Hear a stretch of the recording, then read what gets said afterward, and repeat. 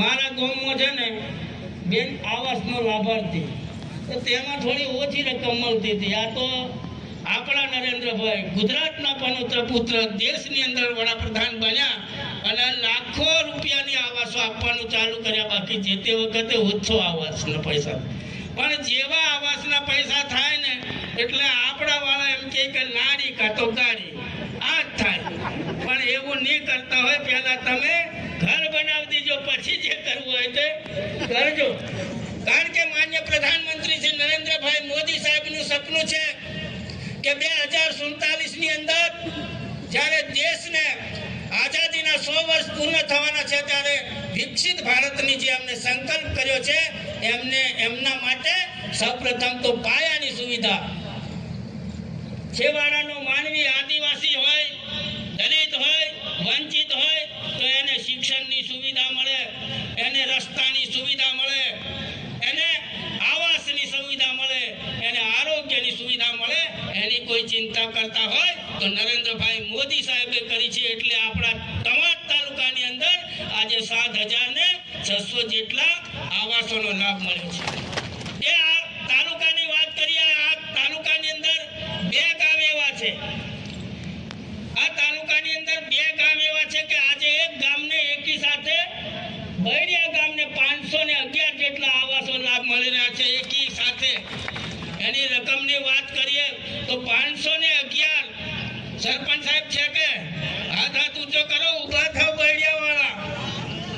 બૈડિયાવાળા માટે તાલી પાડો. 511 આવાસો એટલે મેં પાછો ગણ્યું 511 એટલે કેટલું, તો મુકાને મેં પૂછ્યું 511 આવાસ કેટલા રૂપિયાની થાય, તો કે સાહેબ 10 કરોડ રૂપિયાની થાય. કે એકી હાથે 10 કરોડ રૂપિયા.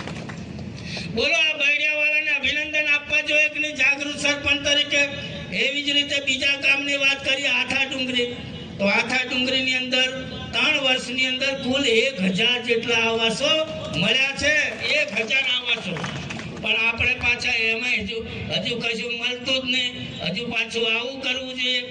આપણને જેટલું મળ્યું છે એનાથી સંતોષ માનો અને બાકીનું રહેલું છે આ મંચ પૂરું કરવા માટે તૈયાર છે ભૂપેન્દ્રભાઈ પટેલની સરકાર અને નરેન્દ્રભાઈ મોદી સાહેબની સરકાર હર હંમેશા કવાંટ તાલુકાના લોકો માટે ચિંતા કરે છે.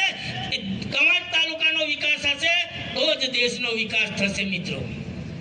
પણ આપ સૌને વાત કહેતા હું થોડો સંકોચ અનુભવું છું કે ઘણા લોકો જિલ્લા પંચાયતના સભ્યો, આ વિસ્તારના તાલુકા પંચાયતના સભ્યો, માજી સાંસદ, તાલુકા પંચાયતના પ્રમુખને આ લોકો બધા બેઠા છે અને સરપંચો અમારા 511 આવાસ મેળવતા હોય એવા તાકાતવાર સરપંચ હોય તો અમારે બાજુના જિલ્લાવાળાની કોઈ જરૂર નથી.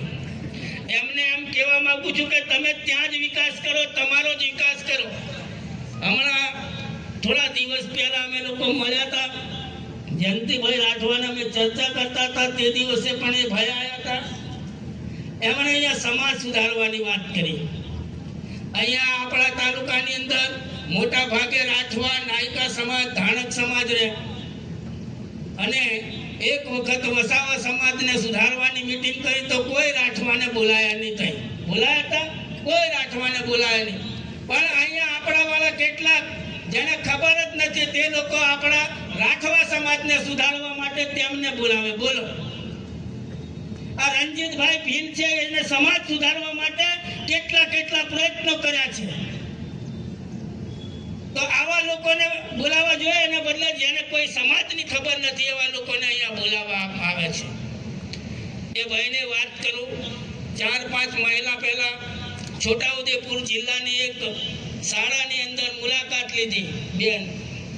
અમને મુલાકાત લીધી એટલે સ્કૂલમાં જઈને કોઈ શિક્ષકને પૂછ્યું એટલે શિક્ષક સ્વાભાવિક છે કે હિન્દી ભાષી હતા એટલે એમણે હિન્દીમાં ને ઇંગ્લિશમાં વાત કરી.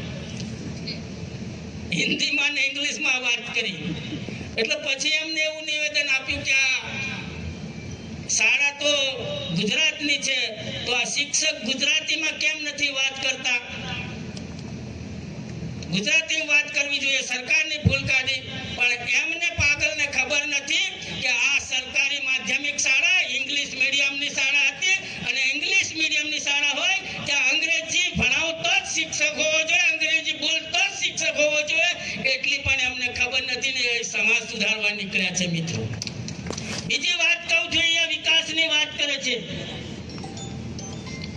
આ દેશને આઝાદ થયે 75 વર્ષ થયા. દેશના વડાપ્રધાન તરીકે નરેન્દ્રભાઈ મોદી સાહેબ છેલ્લા 11 વર્ષથી સેવાનું શાસન ચલાવી રહ્યા છે. આદિવાસીઓની કોઈ ચિંતા કરી હોય તો નરેન્દ્રભાઈએ ચિંતા કરી છે. હમણાં જયંતિભાઈ રાઠવા કહેતા હતા કે ધરતી આંબા જનજાતિ ગ્રામ ઉત્કર્ષ યોજનાની અંદર એવી યોજનાઓ છે કે જે લોકો આ 7,000 તો આવાસ 7,600 આવાસ તો મળ્યા છે, પણ જેટલા પણ બાકી રહે છે એને સર્વે કરવાનું કામ પણ અત્યારે ચાલુ થઈ ગયું છે. ફેબ્રુઆરી મહિનાની 15 તારીખ સુધી આ સર્વે કરવાનું છે. એ પણ તમારે ધ્યાને રાખવાનું છે. સાથે સાથે 250 ની વસ્તી ધરાવતું જે ફળિયું હોય એને પણ પાકા રસ્તાથી જોડવાનું કામ આ ભારતીય જનતા પાર્ટીની સરકાર, આ નરેન્દ્રભાઈની સરકાર કરી રહી છે મિત્રો.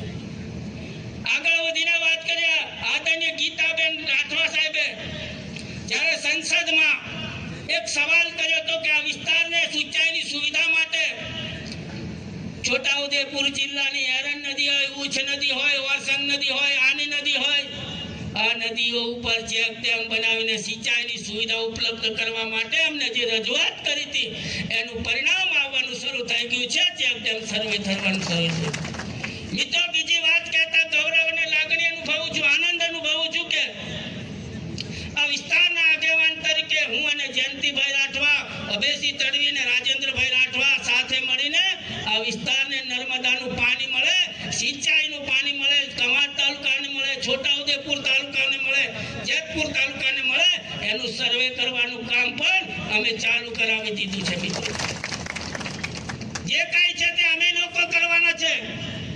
તમને બીજા અહીંયા આપણે બધા આદિવાસી છે, હું પણ આદિવાસી છું. આપણા ગૈરિયાઓ કહેતા કે મતરી માસીને બોચો કોકો. કદાચ કોઈ લગન ઘર તૂટ્યું હોય અને નાનો છોકરો હોય અને પાછળ લેતા જઈએ તો કોઈ હાલે ને મતરિયા સુરણ કોઈ ભાગ હાલે નહીં, હાલે ને.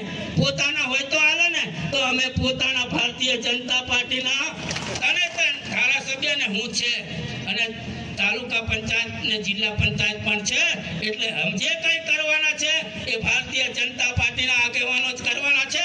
કારણ કે છેલ્લા 30 વર્ષથી ગુજરાતની અંદર ભારતીય જનતા પાર્ટીની સરકાર છે અને હજી પણ નરેન્દ્રભાઈ મોદી સાહેબની સરકાર 11 વર્ષથી કેન્દ્રની અંદર છે. હજી પણ 20 વર્ષ સુધી ભારતીય જનતા પાર્ટીની સરકાર આ દેશ ઉપર રાજ કરવાની છે, આ રાજ્ય ઉપર રાજ કરવાની છે. એટલે જે કંઈ કરવાના છે એ ભારતીય જનતા પાર્ટીના આગેવાનો કરવાના છે, ભારતીય જનતા પાર્ટીની સરકાર કરવાની છે, નરેન્દ્રભાઈની સરકાર કરવાની છે, ભૂપેન્દ્રભાઈ પટેલની સરકાર કરવાની છે. એટલે બીજા લોકોની વાતમાં આવવા જેવું નથી. આ તો મતરી માસી બોચે કોકો જેવી વાત છે ભાઈ. એટલે આપ સૌને આ વાત કહેવા માંગુ છું. તમારે કોઈ પણ કામ હોય તો અમારા આગેવાનો અહીંયા બેઠા છે, અમે બેઠા છે. હું કદાચ દૂર પડું, ગીતાબેન અહીંયા કવાંટમાં રહે છે, જયંતિભાઈને 3 ઓફિસો ચાલે છે, તાલુકા પંચાયતની ઓફિસ ચાલે છે. હું કરવા બીજે ઘેર જઈએ, ભાઈ માગો ને, તમારો હક છે, અમને કહેવાનો હક છે તમારે. એટલે આપ સૌને વિનંતી કરું છું કે હજી કાંઈ જે કાંઈ બાકી રહી ગયું છે એ લોકો અમે પૂરું કરવાના છે. આજના તબક્કે આપ સૌને ખૂબ ખૂબ શુભેચ્છા પાઠવું છું અને અભિનંદન પણ આપું છું. અધિકારીઓને પણ એક વિનંતી કરું છું કે આ લોકોને 20,000 નું ઇનામ અપાવવું હોય અને વહેલું આવાસ પૂરું કરવું હોય તો તમારે પણ રેગ્યુલર હપ્તા આપતા રહેવું પડશે. આ લોકો ગાડી નહીં લાવે એની ખાતરી ખ્યાલ છે, પણ તમારે વહેલા હપ્તા ચૂકવવા પડશે. તો 6 મહિનાની અંદર તમામ પ્રકારના આવાસો પૂરા થાય અને જે લોકો બાકી રહી ગયા છે આપણા ફળિયાની અંદર, સરપંચ તમે 511 લઈ આવ્યા છે પણ હજુ બાકી હોય તો તમે આનું સર્વે કરાવી લેજો. અને તમામ સરપંચોને કહું છું કે તમે પણ એમાં સાથ સહકાર આપીને સર્વે કરાવજો. ગામની અંદર કોઈ ફળિયાને જોડતો રસ્તો બાકી હોય તો એના માટે પણ સર્વે ચાલુ છે, ટાવરનું સર્વે ચાલુ છે. બધી જ પ્રકારની સગવડ ઊભી કરવા માટે નરેન્દ્રભાઈ મોદી સાહેબની સરકાર કટિબદ્ધ છે. એટલે આપ સૌને એનો જેટલો પણ લાભ લેવો હોય એનો લેજો. અમે તમારી સાથે છે, તમે અમારી સાથે રહેજો. પાછા ભૂલી જતા કાંઈ વિરાનું માટીનું ગાવે એવું કરતા નહીં હોય ભાઈ. આ તમને સીધું કહું છું. આજના તબક્કે આપ સૌને પ્રથમવાર મળવાનું થયું ચૂંટાયા પછી, અને આપ સૌના આશીર્વાદથી આ દેશના વડાપ્રધાન તરીકે નરેન્દ્રભાઈ મોદી સાહેબની ત્રીજી સરકારમાં, જે ત્રીજી સરકાર છે એમાં કામ કરવાનો તક અને આશીર્વાદ આપના માધ્યમથી મળ્યો છે, તે બદલ આપ સૌનો આભાર માનું છું. વંદે માતરમ. ભારત માતા કી જય. જય જય ગરવી. ધન્યવાદ.